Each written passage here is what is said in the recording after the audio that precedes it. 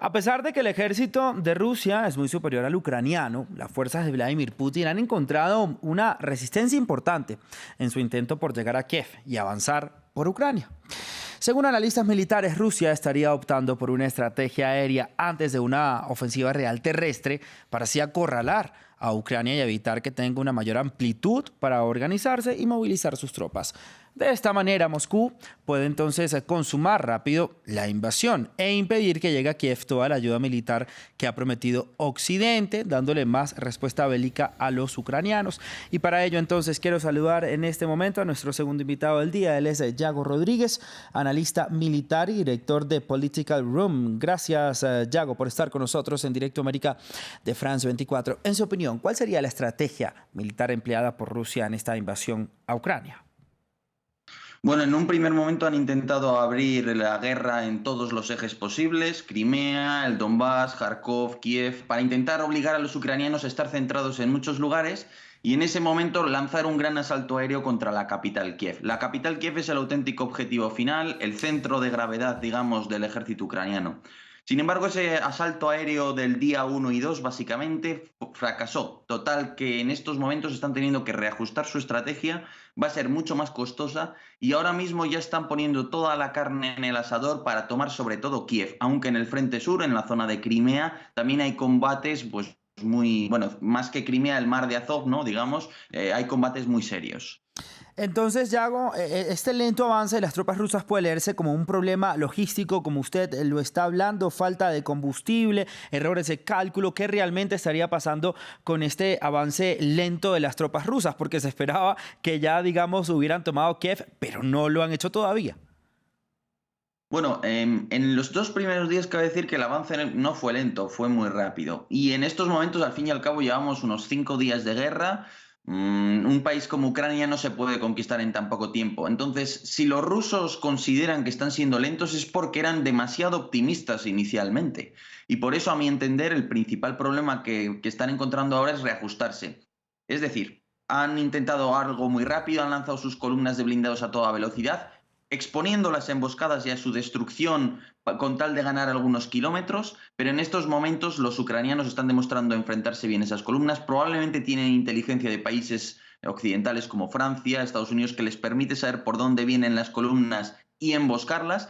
Y por eso en estos momentos ya Rusia está empezando a frenar y está empezando a movilizar su artillería, sus medios más pesados y avanzar de una manera más lenta y más metódica, pero con menos bajas. ¿Subestimaron entonces los rusos a los ucranianos? Le pregunto además si son suficientes todas estas armas que le han entregado los estadounidenses y los europeos, como los misiles antitanques, por ejemplo, y con esta ayuda que también prometieron que iba a seguir llegando. ¿Serían suficientes para enfrentarse a un ejército tan numeroso y tan grande como el ruso? Bueno, respecto a la primera pregunta, sí parece que de alguna manera les subestimaron o como mínimo fueron excesivamente optimistas, sobre todo en ese asalto contra Kiev. Y en cuanto a la segunda pregunta, todo ese material estadounidense, sin duda todo eso ayuda. Aunque yo diría que la clave realmente es la inteligencia estratégica que se les esté dando, estratégica y táctica, es decir, por dónde viene la columna rusa, cuántos vehículos vienen, cómo es de importante y por tanto dónde puedo prepararle una buena emboscada e infligirles muchas bajas. No obstante, todo esto al final va a depender de la voluntad ucraniana de combatir y de cuánta carne va a poner Rusia en el asador, que parece que va a ser toda la necesaria para tomar Kiev, claro. Yago, y también pues en estas guerras actuales hay un término que se llama guerra híbrida y ahí también empieza a jugar la desinformación. Los rusos apelaron a esto precisamente para justificar su invasión a Ucrania, diciendo que la querían desmilitarizar y también desnazificar, como lo conversamos con nuestro primer invitado. ¿Cómo está todo esto y cómo están los sistemas de comunicación rusos frente a esta guerra?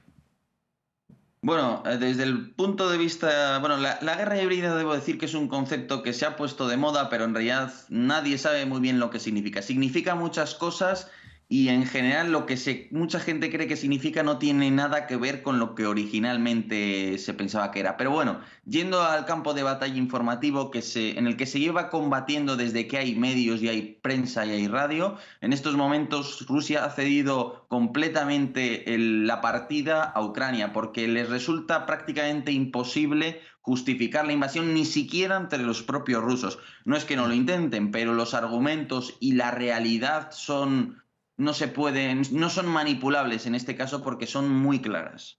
También ahí entra la guerra cibernética. Los rusos también son expertos en hacer esto. Ellos están también tratando de hacer una guerra en el ciberespacio, Yago, a su parecer. Sí, sí, completamente. Naturalmente, dentro de toda la ofensiva se emplean todos los medios posibles y desde luego que se estarán produciendo importantes ciberataques Sí. contra Ucrania, no cabe ninguna duda. Bien es cierto que quizás no han sido tan eficaces como cabría esperar debido a que Estados Unidos ha estado apoyando bastante a Ucrania en esta materia. Ahora, el plan de Rusia es ocupar completamente Ucrania, cambiar el gobierno y quedarse. ¿Cómo lo ve usted? Digamos, ¿cuál es el final además de Kiev? Luego de tomar Kiev, ¿qué viene?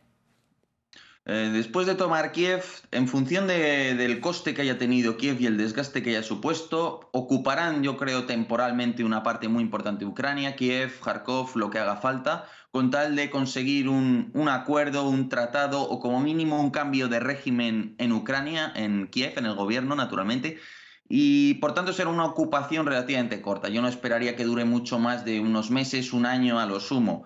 La única parte del país en la que creo que podría haber una ocupación ya, una anexión permanente, es el corredor que uniría Crimea con el Donbass, la zona de Mariupol, Melitopol, toda esa área. Ahora, Rusia, como lo vemos y como lo sabemos, es un país militarmente fuerte, pero económicamente débil y más con todas estas sanciones. ¿Qué tanto puede resistir Rusia ante todas estas sanciones económicas? Rusia puede tratar de resistir mucho tiempo y al fin y al cabo se trata de si la contestación interna llega a provocar pues un golpe de estado contra Putin o algo así, algo que aún pese a la dureza de las sanciones pues hoy nos parece difícil.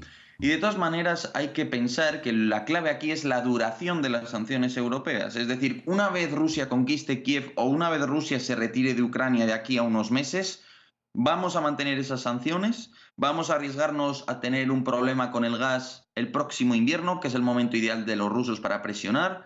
¿Qué papel va a jugar China? ¿Va a amortiguar mucho ese golpe económico? Bueno, pues aún hay muchas Sí. incógnitas a despejar. Pues incógnitas que solamente vamos a responder a medida de que avanza esto y a medida de que pasan los días. Yago, muchísimas gracias por estar con nosotros en Directo América. Realmente un placer haber conversado con usted. A vosotros.